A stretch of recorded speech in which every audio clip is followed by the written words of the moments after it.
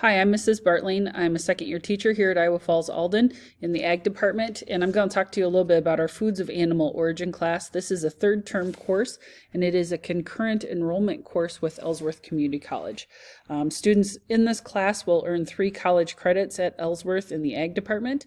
It's cited as AGS 270 at Ellsworth, Foods of Animal Origin. So this is a class where we talk about the principal practices and issues that go from the farm gate to the consumer plate.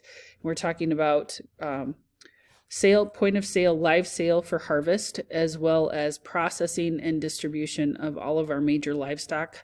So that would be beef, dairy, poultry, sheep, and swine products. We're talking about sanitization, risk assessment, treatment and handling of livestock products.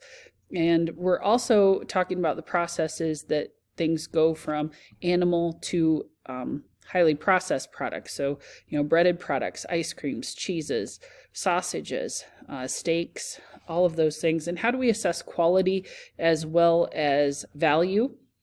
Because we know that as producers, we get paid the same dollar amount for every pound that we sell live weight, and the difference between live weight and carcass weight, and then also boneless retail cuts, how a carcass changes from that live weight to that consumer product.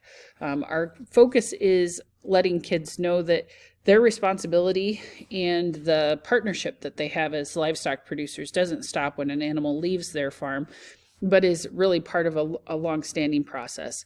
Also about how they can gain and capture more profit if they understand the purpose that they're raising their livestock or their animals for.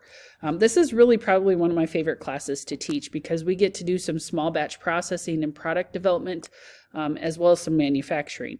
So the kids will have left making bratwurst and breakfast sausage products, as well as some dairy products. We're going to try making some cheese here in the classroom and some yogurt.